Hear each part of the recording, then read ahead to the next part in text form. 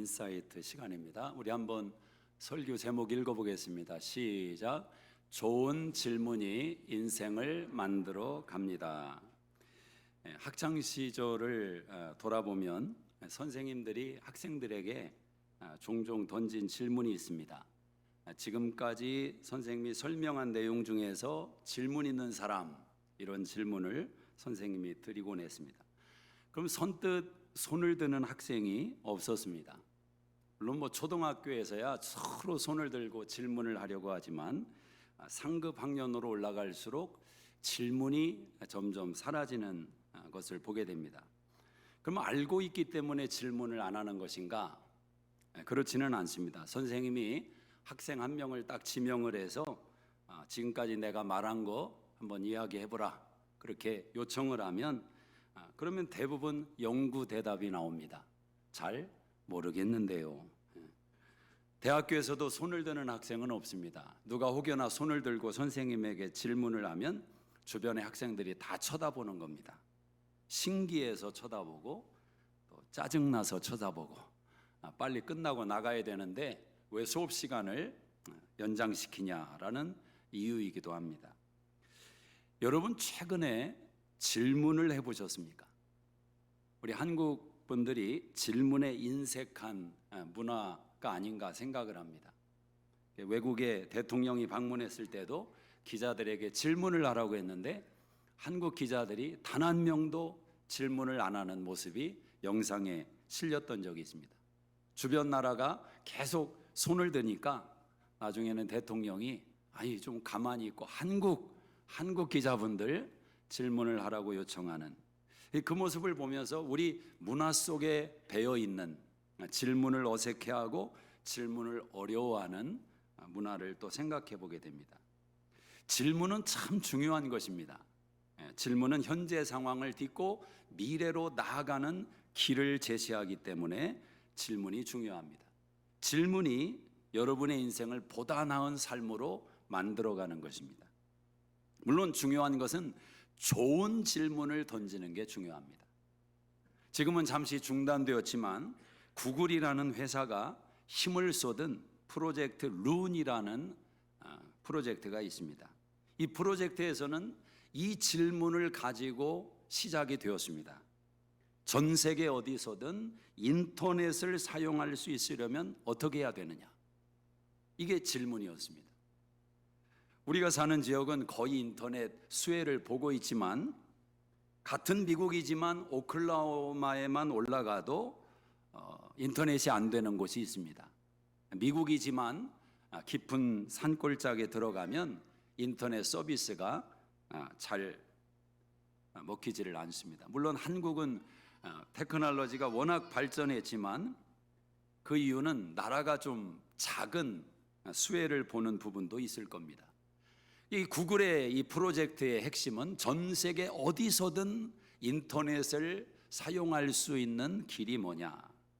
이 질문을 두고 연구를 했을 때 대답은 이것이었습니다. 풍선을 사용해서 인터넷 기지국을 공중에 띄우면 어떨까? 모든 질문은 답을 만들어낼 수밖에 없습니다. 그래서 이 룬이라고 하는 단어가 얼간이 바보라는 뜻인데 사실은 그런 의미가 아니라 풍선이라는 볼룬이라는 단어에서 가져온 이름입니다. 상식 밖의 도전의 뜻을 담은 내용입니다. 이 질문이 세상을 바꾸어 가고 있는 것입니다. 여러분이 던지는 하나의 질문이 여러분의 인생을 바꿔 나가는 것처럼 누군가가 던지는 질문이 우리가 사는 세상을 바꾸어 나가는 것입니다. 질문은 그렇게 중요한 것입니다. 칼 바르트라고 하는 유명한 신학자가 있었습니다. 이분이 이렇게 말했습니다. 하나님은 성경에서 우리를 기다리신다. 성경에서 우리를 기다리신다. 성경에 질문을 던지면 하나님은 성경 속에서 우리에게 답을 주신다고 말씀을 하셨습니다. 그럼 성경을 주신 목적이 무엇입니까? 성경은 마치 거울과 같은 것입니다. 우리가 성경 앞에 서면 성경은 우리가 어떤 존재인지를 그대로 보여줍니다. 얼마나 우리가 죄인인지, 그리고 구세주가 필요할 수밖에 없는 존재라는 것을 성경이 우리에게 그대로 보여주는 것입니다. 성경은 또한 어떤 목적으로 주신 것인가? 성경은 나침판의 역할을 하기도 합니다. 어디로 가야 될지, 무엇을 해야 될지, 어떻게 살아야 될지 성경이 우리를 가이드한다라는 것입니다. 성경은 은혜가 담겨 있지만 성경 속에는 법이 담겨 있습니다. 은혜라는 것은 우리를 구원하는 하나님의 손길이라면, 법이라는 것은 우리를 인도하는 하나님의 손길입니다. 여러분, 법은 벌 주기 위해서 만든 게 아닙니다. 인생의 바른 길을 가르쳐 주기 위해서, 바른 방향을 제시하기 위해서 법이 우리에게 주어진 것입니다. 그래서 법대로 가는 것이 결국 우리 인생을 보호하는 방파제가 되고 보호막이 된다라는 것입니다. 그러나 사람들은 인위적으로 법을 싫어하는 경향도 있습니다. 어떤 한 믿음의 청년이 목사님과 여행을 하면서 그런 질문을 했습니다. 목사님, 우리는 지금 은혜 시대에 살고 있는데 왜 자꾸 법을 이야기하고 법이 필요하다고 하십니까? 십계명이 우리에게 왜 필요한 것입니까? 그건 올드한 생각이지 지금 우리는 은혜 시대에 살고 있지 않습니까? 목사님이 어떻게 이걸 가르칠까 딱 떠오르는 게 없는 겁니다. 근데 때마침 운전을 해가는데 방향을 제시하는 이정표를 보게 된 겁니다. 근데 가야 되는 방향으로 가지 않고 갑자기 목사님이 방향을 완전히 다른 곳으로 틀었습니다. 그러자 이 청년이 목사님 지금 차선을 잘못 들어섰다고, 방향을 잘못 들어섰습니다, 그렇게 소리를 칩니다. 그때 목사님이 하시는 말씀이, 이봐, 내 맘대로 그냥 가면 되지 왜 그러나? 내가 원하는 대로 가면 되지 그거 왜 그러나? 그 한마디 말을 통해서 이 청년이 가졌던 질문에 깨달음을 주었다라는 겁니다. 여러분, 마음대로 살면 되지 않습니까? 내 기분대로, 내 감정대로 살면 되지 않습니까? 그런데 인생이 그렇지 않다는 겁니다. 그렇게 살아간 인생이 절대 행복하지 않다라는 겁니다. 안내를 받아야 됩니다. 인도를 받아야 됩니다. 그래서 우리에게는 성경이 필요한 것입니다. 중요한 것은 이 성경에 질문을 던져야 된다. 성경은 우리의 질문을 기다리고 있습니다. 그리고 그 질문에 답을 주는 겁니다. 어떤 때는 급하게 답을 주기도 합니다. 그런 어떤 경우에는 시간을 두고, 길게 시간을 두고 조금씩 우리 인생의 답을 제시해 주기도 합니다. 질문은 반드시 필요합니다. 왜냐하면 질문은 내가 모르고 있다는 것을 알고자 하는 열망입니다. 다 알고 있다는 사람은 질문하지 않습니다. 그러나 적어도 내가 모르는 것이 있다는 것을 인정하는 사람은 질문을 합니다. 자, 질문은 중요한 좋은 질문을 던져야 되는데 우리가 살아가면서 인생 속에서 근본적인 질문으로부터 출발을 해야 합니다. 예를 들어서 나는 누구인가? 나는 누구인가? 여러분, 이런 질문 해보셨습니까? 70 넘는 세월을 살아가면서도 아직 한 번도 내가 누구인가? 이 질문을 나에게 던져보지 않았다면 굉장히 위험한 인생을 살아가고 있는 것입니다. 내가 누구인가? 나는 도대체 누구입니까? 유명한 노래 가운데 그런 고백이 있더라고요. 내가 나를 모르는데 네가 나를 알겠느냐? 굉장히 깊은 철학적인 고백입니다. 나도 나를 모르는데 왜 네가 나를 안다고 자꾸 그러느냐? 내가 누구인지 아느냐라는 것입니다. 자기를 모릅니다. 그리고 살아갑니다. 얼마나 위험천만한 인생입니까? 그래서 저 유명한 소크라테스의 말이 지금도 우리에게 울림이 있는 이유가 여기에 있습니다. 적어도 그는 자기를 알고자 하는 마음이 있었습니다. 내 자신을 알라. 내 자신을 알라. 여러분은 누구이십니까? 성경에는 사람을 딱 두 가지로 구분을 해서 이야기를 합니다. 요한일서 3장 10절에 보면 하나님의 자녀가 있고 마귀의 자녀가 있다. 뭐 다른 이야기가 없습니다. 이 둘로 딱 인생은 구분된다라는 겁니다. 요한복음 1장 12절에 영접하는 자, 곧 그 이름을 믿는 자에게는 하나님의 자녀가 되는 권세를 주셨으니, 예수를 구주와 주님으로 영접하면 하나님의 자녀가 되는 권세를 주셨다라는 거예요. 그리고 하나님의 사랑을 받기 시작한다라는 거예요. 에베소 5장 1절에 보면 하나님의 사랑을 받는 자녀같이, 저는 참 그 표현이 좋더라고요. 사랑을 받았어요. 그러나 지금도 받고 있습니다. 앞으로도 받을 것입니다. 믿으십니까? 저와 여러분이 하나님의 큰 사랑을 받았고 받고 있고 받을 것이다. 이 복음 안에 가진 정체성입니다. 자신이 누구인지 명확하게 깨닫고 살아가는 것입니다. 자, 나는 누구인가를 알면 두 번째로 나는 왜 존재하는 것인가? 이 근본적인 질문을 던져봐야 됩니다. 자기 인생의 미션이 무엇이냐라는 겁니다. 왜 존재하는가? 사람이니까 사는 것 아닙니까? 그것은 동물과 다름없는 인생입니다.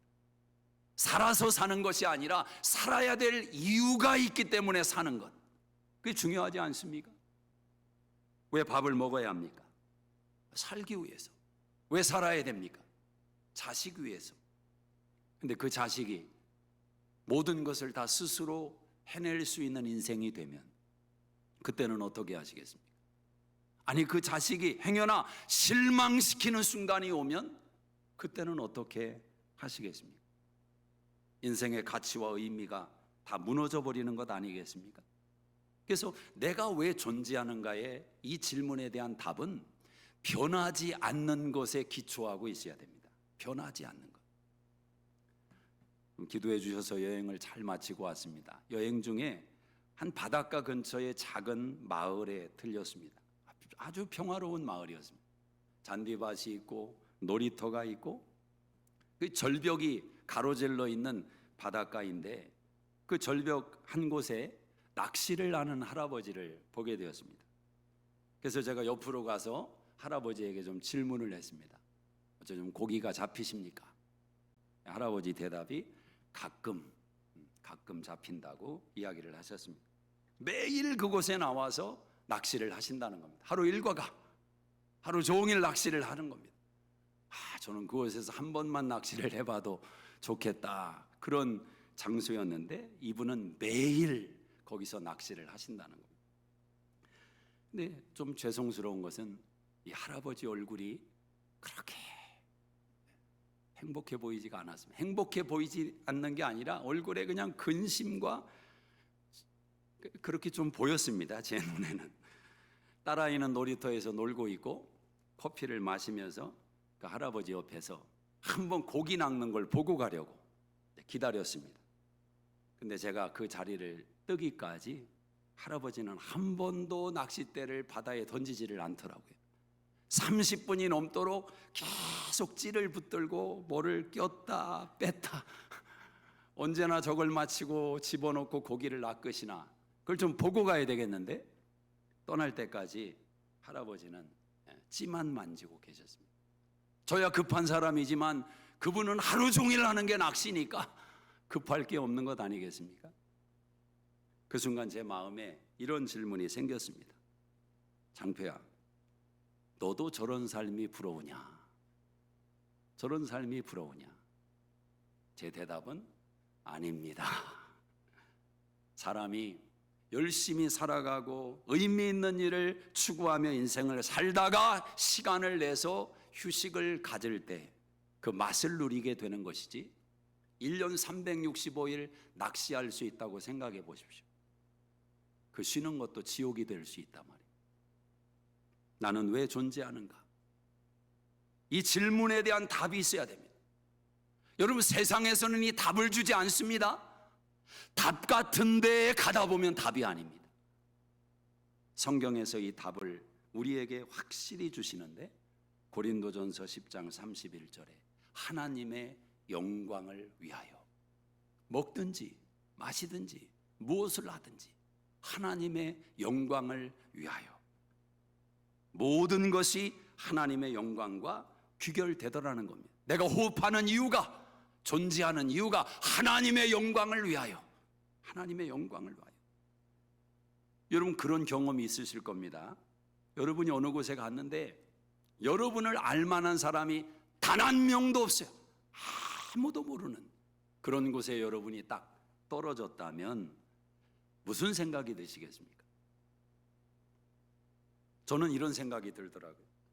저를 아는 사람이 눈 씻고 봐도 단 한 명도 없을 것이다. 그런 환경 속에 딱 들어가니까 제가 그렇게 작아지더라고요. 그리고 세상이 그렇게 크게 느껴질 수가 없는 겁니다. 세상이 정말 큰 것이구나.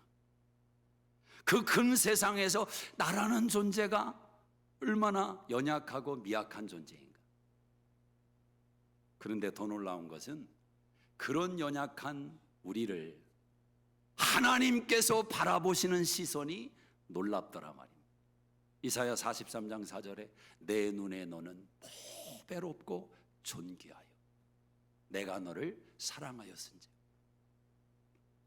여러분, 우리가 존재하며 살아가는 이유 속에서 하나님의 이 시선을 잃어버리면 큰일 나는 겁니다. 자꾸 사람들이 남이 나를 어떻게 보는가, 남의 시선이 나에게 어떻게 다가오는가, 여기에 목을 매며 인생을 사는 경우에 얼마나 인생이 불행해질 수 있습니까? 그래서 하나님이 바라보시는 시선으로 좀 담대함도 갖고 내 현실을 뛰어넘어서 하나님 앞에서 기뻐할 수 있는 그런 성도가 되어야 되는데, 어떤 면에서는 우리가 좀 야성이 있어야 되지 않습니까? 담대함이 있어야 되지 않습니까? 제가 교회를 이렇게 잔디가 너무 이렇게 타들어가서 어제도 한참 동안 물을 좀 줬습니다. 달라스를 위해서 여러분 좀 기도하셔야 됩니다. 비가 좀 온 지역도 있다고 하는데 너무 메마르니까, 라스베가스에서는 너무 비가 많이 와서 지금 재난이 일어났는데 우리가 사는 곳은 이게 참 또 비가 많이 필요한 상황입니다. 근데 제가 잔디에 물을 주면서 항상 느끼는 것은 이거 다 쓸데없는 짓이다. 어쩔 수 없이 주기는 주지만 수돗물을 아무리 잔디밭에 쏟아 부어줘야 수도세만 올라가지 이게 이렇게 변화가 없어요, 변화가. 근데 여러분, 가끔 한번 그러다가 하늘에서 단비가 내리면, 한 시간 동안 비가 쏟아지고 나면 세상이 달라지지 않습니까? 세상이. 그러니까 이게 은혜가, 하나님이 어쩔 수 없이 하나님이 은혜를 베풀어 주셔야 돼요. 그런데 이렇게 교회를 오는데 잔디에 물을 줘도 안 되는데, 오늘 아침에 선교센터에서 쭉 걸어오는데 제 눈에 뭐가 들어왔냐면 잡초들은 살아나고 있는 거예요. 쌩쌩한 거예요. 잡초들은 옆에는 다 지금 죽어가고 있는데 이 잡초만 색깔을 아주 청명하게 드러내고 자기를 드러내고 있더라고요. 그걸 보면서 이제 그런 생각했습니다. 안 좋은 곳에서도 배워야 될 거예요. 저런 근성이 있어야 되는데, 잡초같이 저렇게 살아남아야 되는데, 담대해야 되는데, 누가 한마디 말하면 그냥 쓰러지고, 뭐 한 사건만 있으면 그냥 쓰러지고. 언제까지 그렇게 예수 믿을 겁니까? 언제까지 인생을 그렇게 살아갑니까? 잡초 같은 그런 강인한, 아니 하나님께서 우리를 그렇게 바라보신다는데, 보배롭고 존귀하고 내가 너를 사랑한다, 그 시선이면 되는 것 아닙니까? 이 질문을 하고 나면 이제 적극적인 질문이 하나 기다립니다. 그럼 어떻게 할 것인가? 무엇을 할 것인가? 여러분, 사도 바울의 서신을 보면 사도 바울은 항상 세 가지의 접속사로 인생과 신앙을 설명을 합니다. 그게 참 중요한 단어인데, 첫째는 그때에라는 단어입니다. 사도 바울은 그때에라는 단어를 통해서 우리가 얼마나 하나님과 멀어졌던 원수의 관계였는지를 설명을 합니다. 그리고 두 번째는 그러나 이제는. 그러나 이제는, 과거에는 그런 죄인이었고 엉망진창의 삶을 살았지만, 그러나 이제는 예수 그리스도 안에서 하나님의 자녀가 되었다. 변화된 피조물의 고백을 합니다. 그리고 나면 세 번째로 사도 바울은 항상 이 고백을 합니다. 그러므로 어떻게 살 것이냐? 이 세 가지의 질문은 여러분의 삶에도 그대로 적용되는 겁니다. 아빠가 누구입니까? 왜 아빠가 된 것입니까? 어떻게 좋은 아빠가 될 것입니까? 여러분이 운영하는 사업장은 무엇입니까? 왜 그것을 운영하는 것입니까? 어떻게 잘 운영할 것입니까? 모든 인생의 만 가지가 공부하는 청년으로부터 사업하는 인생에 이르기까지 신앙생활뿐만 아니라 만 가지가 이 질문들이 필요하다라는 것입니다. 오늘 본문에는 하나님께 질문하는 다윗이 등장을 합니다. 여러분이 본문을 보시면 2절에 이런 말씀이 있습니다. 이에 다윗이 여호와께 묻자와 이르되, 4절에 보면 다윗이 여호와께 다시 묻자온대. 다윗의 질문은 기도의 형식을 띠고 있습니다. 기도는 하나님께 묻는 것입니다. 기도는 하나님께 묻는 것입니다. 기도는 엄밀한 의미에서 하나님이 누구인지에 대한 인정으로부터 시작을 합니다. 기도를 들으시는 분이 하나님이니까. 기도는 하나님이 대상인 것을 우리에게 가르쳐 줍니다. 동시에 기도는 하나님이 기도의 원동력인 것을 말해주는 겁니다. 하나님이 기도할 마음을 주십니다. 기도할 열망을 우리 가운데 허락하십니다. 기도의 출발이 하나님입니다. 이런 말하면 또 그런 생각을 하는 분들이 있습니다. 내가 아직 기도하지 않는 것은 하나님이 그 마음을 내게 주지 않아서 내가 아직 기도를 안 하고 있는 것이다. 미꾸라지처럼 또 빠져나가는 생각이지만 성경에서 하나님은 기도를 명령하시는 분입니다. 기도를 명령하십니다. 데살로니가전서 5장 18절에 쉬지 말고 기도하라. 쉬지 말고 기도. 요한복음 16장 24절에 이제까지는 너희가 내게 구하지 않았지만 이제부터는 내 이름으로 구해라. 내가 시행하리라. 너희 기쁨이 충만하리라. 요한복음 14장 13절에 내 이름으로 구하면 무엇이든지 시행하리라. 여러분이 잘 아시는 마태복음 7장 7절 이하에 구하라 찾을 것이요, 찾으라 얻을 것이요, 두드리라 너희에게 열릴 것이다. 구하는 이마다 얻고 찾는 이가 찾고 두드리는 이가 얻게 되고 열게 되는 기도의 응답을 말씀해 줍니다. 그래서 기도는 순종의 문제입니다. 기도는 순종의 문제. 여러분, 하나님께 질문하는 것은 순종의 문제다. 하나님, 내가 어떻게 주님을 더 잘 섬겨야 됩니까? 무엇을 하며 주님을 섬겨야 됩니까? 순종의 질문이 필요하다라는 거예요. 하나님께서 여러분에게 허락하신 삶의 자리를 인해서 하나님께 질문하셔야 됩니다. 어떻게 이 자녀를 하나님의 말씀으로 그리스도 안에서 잘 양육할 수 있겠습니까? 질문하셔야 됩니다. 하나님에 대해 질문하는 것이 왜 중요합니까? 하나님이 답을 가지고 계시기 때문입니다. 답을 가지고 계시기 때문입니다. 우리 인생의 정확한 답을 하나님이 쥐고 계십니다. 세상에서 그런 고백을 종종 들을 수가 있습니다. 인생을 살아가다가 어떤 장벽을 만나고 어려움을 만날 때 자기도 모르게 그런 말을 합니다. 인생에는 정답이 없는 것 같습니다. 들어보셨습니까? 인생에는 정답이 없는 것 같습니다. 근데 여러분, 세상에는 정답이 없지만 하나님에게는 정답이 있습니다. 여러분을 창조하신 분이 하나님이고 여러분의 삶을 허락하신 분이 하나님이기 때문에 그분이 답을 가지고 계십니다.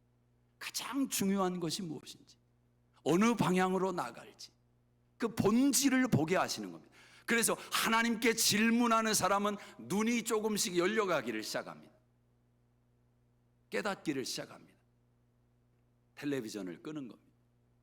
핸드폰을 꺼놓는 것입니다. 그리고 그 시간에 내 옆에 있는 소중한 사람들을 바라보기 시작하는 겁니다.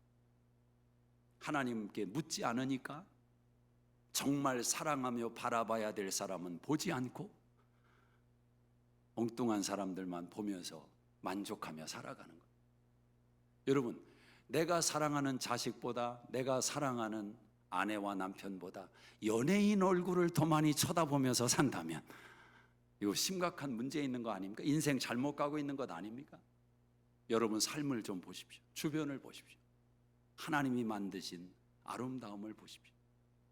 저는 어제 점심을 먹고 교회로 오는데 하늘이 얼마나 아름다운지, 뭐 달라스 하늘이 아름다운 건 이렇게 알고 있지만 어제 하늘은 구름 속으로 제가 막 빨려 들어갈 것 같더라고요. 그 청명한 하늘에 구름이, 깨끗한 구름이 널려 있는데, 이야, 막 빨려 들어가는 느낌, 황홀한 느낌을 제가 모처럼 어제 가졌습니다. 여러분, 우리 주변을 보면 하나님이 만들어 놓으신 아름다움이 있습니다. 아름다움이 있습니다. 그걸 보셔야 돼요. 여러분 인생 안에 아직도 하나님이 길어내기를 원하시는 가능성을 보셔야 됩니다. 밥 숟가락을 드셨으면 그 숟가락에 마지막 남은 것을 들 때까지 그 속에 감사를 담아 보십시오. 하나님을 향한 질문이 우리의 인생을 향한 대답이 돼서 하나하나 돌아오게 될 것입니다. 자, 다윗이 하나님께 어떤 질문을 드렸느냐? 2절을 한번 보세요. 2절 같이 읽겠습니다. 시작. 이에 다윗이 여호와께 묻자와 이르되 내가 가서 사람을 치리이까? 여호와께서 다윗에게 이르시되 가서 블레셋 사람들을 치고 그일라를 구원하라 하시니.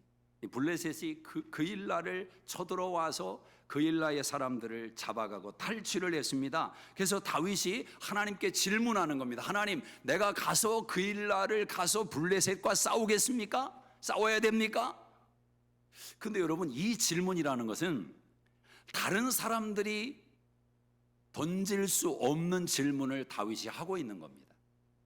왜 그러냐면 다윗과 함께하는 사람들의 고백을 한번 들어보십시오. 3절을 보면 다윗의 사람들이 그에게 이르되 보소서 우리가 유다에 있기도 두렵거든 하물며 그일라에 가서 블레셋 사람들의 군대를 치는 일이리까 한지라. 다윗이 하나님께 던진 질문이 그와 함께하고 있는 사람들에게는 턱없이 이상한 질문처럼 여겨지는 겁니다. 아니, 지금 우리가 있는 현실도 낙심이고 두려움이고 절망인데 뭐 지금 다른 것을 구할 여유가 어디 있냐라는 겁니다. 내 목구멍이 포도청인데, 지금 우리 가정이, 우리 현실이 지금 목구멍이 포도청인데 지금 먼 나라 다른 곳, 그걸 지금 구할 일이 어디에 있냐라는 거죠. 지금 눈을 열어서 지금 현실을 보라. 이게 지금 다윗과 함께하는 사람들의 반응입니다. 그런데 다윗은 그일라를 하나님께 구하고 있습니다. 다윗의 질문이 열려 있습니다. 다윗과 함께하는 사람들은 질문이 닫혀 있습니다. 자, 이 차이는 어디에 있느냐? 질문의 크기라고 하는 것은 마음으로부터 나오는 겁니다. 누가 좋은 질문을 던지느냐? 그 마음이 어떠함이 질문을 결정합니다. 인생의 질문이 자기에게 제한되어 있지 않고 국한되어 있지 않고 타인을 바라보고 먼 이웃을 바라볼 수 있는 질문을 갖는 것은 적어도 그 마음이 다르다라는 거예요. 여러분, 세상은 자기를 넘어선 문제에 대한 질문을 던진 사람들 때문에 세상이 바뀌는 겁니다. 세상이 바뀌는 겁니다. 지금 다윗은 내 문제가 아니라 내 백성의 문제, 왕으로 기름 부음을 받은 다윗의 마음의 그릇이 이 질문을 만들어낸 것입니다. 자, 그와 함께하는 사람들이 거절하니까 다윗이 어떻게 합니까? 다시 질문을 합니다. 다시 3절을 한번 같이 읽어보겠습니다. 시작. 다윗이 여호와께 다시 묻자온데 여호와께서 대답하여 이르시되 일어나 그일라로 내려가라. 내가 블레셋 사람들을 내 손에 넘기리라 하신지라. 다시 질문했다. 이게 중요합니다. 질문을 한 번 한 것은 누구나 알 수 있지만 같은 질문을 또 하는 것은 실력입니다. 능력입니다. 유명한 발명왕 에디슨이 1000번째 시도로 전구를 발명했습니다. 그래서 그의 발명을 인해서 기자들이 감복하며 아니 어떻게 999번의 실패를 당신은 이겨낼 수 있었습니까? 그렇게 질문할 때 에디슨의 말이 무엇입니까? 나는 999번 실패한 적이 없습니다. 나는 999번 이렇게 하면 안 된다는 것을 발견했을 뿐입니다. 그는 질문을 999번을 던진 것입니다. 여러분, 질문은 습관입니다. 하나님에게 질문을 던지고 피곤해질 수 있습니다. 그 질문에 낙심될 수 있습니다. 믿음의 사람은 또 질문을 던지는 것입니다. 또 질문을 던지는 것입니다. 자, 하나님의 대답 4절을 다시 한번 읽어보겠습니다. 4절 시작. 다윗이 여호와께 다시 묻자온데 께서 대답하여 이르시되 일어나 그일라로 내려가라. 내가 블레셋 사람들을 내 손에 넘기리라 하신지라. 그 말을 듣고 다윗이 그일라에 갔을 때 그는 대승을 거두게 됩니다. 전쟁에서 승리하게 됩니다. 이 승리는 마치 이런 것과 같습니다. 하나님이 이미 걸어가신 길을 다윗이 확인하며 가는 것입니다. 기도는, 하나님께 질문하는 사람은 여러분 인생에 하나님이 행하신 일을 확인하며 가는 축복을 경험하게 하십니다. 여러분이 공부를 잘해서 노력해서 들어간 대학교가 아니라 하나님께 기도하고 열심 내서 준비했더니 하나님이 준비하셨던 장소임을 가서 확인하게 되는 겁니다. 여러분이 돈을 모으고 모아서 사업체를 내서 운영을 하는데 나중에 가보니까 하나님께 기도하고 질문했던 그 내용들을 하나님이 들으시고 여러분에게 가장 적합한 것을 준비시켜 주셨던 것입니다.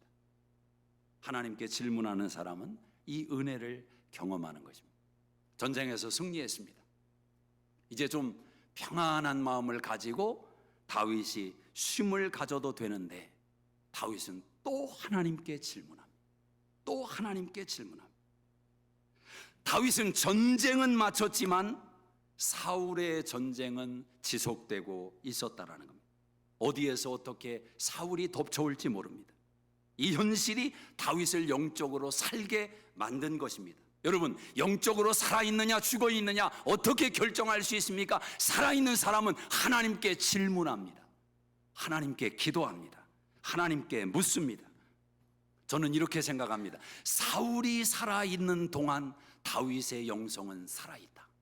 누구 때문에? 사울 때문에.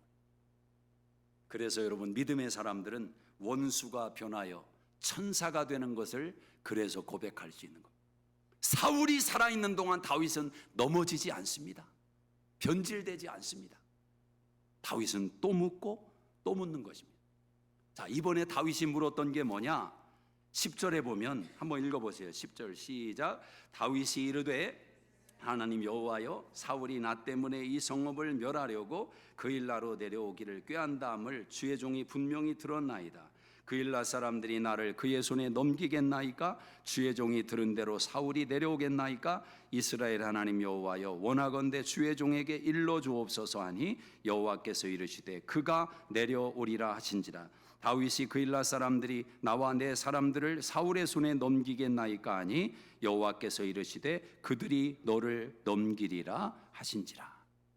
다윗이 물었던 건 두 가지입니다. 하나님, 사울이 지금 내가 여기 있다는 소식을 들었는데 그가 내가 있는 곳으로 내려오겠습니까? 그가 내려올 것이다. 하나님, 그일라 사람들이 나와 내 사람을 사울에게 넘기겠습니까? 넘길 것이다. 저는 이 두 번째 질문은 사실 보통 사람이 던질 수 없는 질문이라고 생각합니다. 자, 내가 은혜를 베풀어서 그일라에 가서 나와 특별한 관계가 아닌 사람들을 위해서 싸웠고 그들을 구원해 주었습니다. 은혜를 베풀었습니다. 근데 그 사람들이 나를 배신하고 사울에게 나를 넘겨주겠다는 것을 생각할 수밖에 없었던 다윗. 왜 이 질문을 던졌을까? 보통 사람 같으면 에이, 다른 사람은 몰라도 그일라 사람들이 나를 배신할 수는 없습니다. 은혜를 베풀었는데. 그러지 않겠습니까? 그러나 다윗은 하나님께 묻고 있습니다. 적어도 다윗의 신앙은 이 고백이 있습니다. 인생은 의지할 대상이 아니다. 사람은 사랑해야 되지만 믿음의 대상은 아니다라는 것입니다. 자신의 연약함을 아는 것입니다. 얼마든지 나도 넘어질 수 있다. 사람을 절대적으로 신뢰하지 않습니다. 오직 절대적인 신뢰를 받을 분은 하나님 한 분이시다. 하나님 한 분이시다. 그래서 이 상황을 가지고 다윗이 고백했던 시편 54편에 보면 다윗이 이런 고백을 합니다. 사울이 나를 내 생명을 수색하며 하나님을 자기 앞에 두지 아니하였나이다. 하나님은 나를 돕는 자이시니 주께서는 내 생명을 붙들어 주심이니이다. 하나님 그분만이 내 생명을 지켜 주십니다. 하나님만이 나를 지켜 주신다. 이 절대적인 믿음. 사람을 하나님처럼 생각하면 실망하게 됩니다. 넘어지게 됩니다. 사랑을 쏟아부을진정 우리가 의지하고 신뢰할 분은 오직 한 분 하나님이시다. 다윗이 묻자오되. 오늘 이 본문을 마치면서 이렇게 하나님께 묻고 있는 다윗과 상반되게 하나님께 묻지 않는 사람이 있습니다. 절대 묻지 않습니다. 누구입니까? 사울입니다. 근데 묻지 않는데 하나님이 말씀하신다고 스스로 착각합니다. 여러분 7절 한 절만 한번 읽어보세요. 7절 같이 읽겠습니다. 시작. 그일라에 온 것을 어떤 사람이 사울에게 알림해 사울이 이르되 하나님이 그를 내 손에 넘기셨도다. 그가 문과 문빗장이 있는 성읍에 들어갔으니 갇혔도다. 하나님이 언제 말씀했습니까? 언제 다윗을 사울 네 손에 주었노라 말씀했습니까? 스스로 자기 감정과 자기 생각 속에 빠져 있습니다. 하나님께 묻지 않습니다.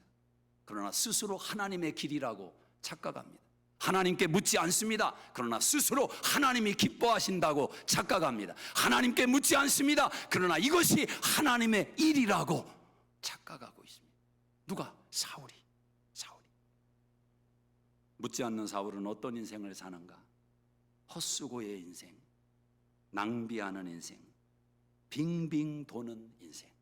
사울의 인생을 한마디로 성경은 이렇게 묘사합니다. 14절을 한번 읽어보세요. 14절 시작.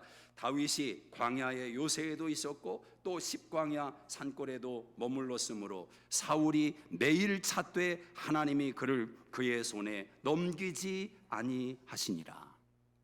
매일 찾되.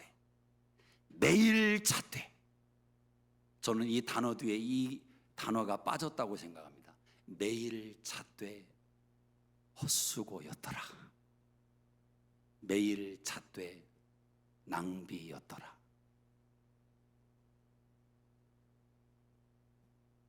오늘 여러분 삶에 물어야 될 내용이 있지 않습니까? 하나님, 무엇을 원하십니까? 어떻게 해야 됩니까? 물어야 될 내용이 있지 않습니까? 왜 묻지 않으십니까? 왜 사울의 전철을 따라가려 하십니까? 하나님이 여러분의 인생에 답을 쥐고 계십니다. 그분에게 질문하십시오.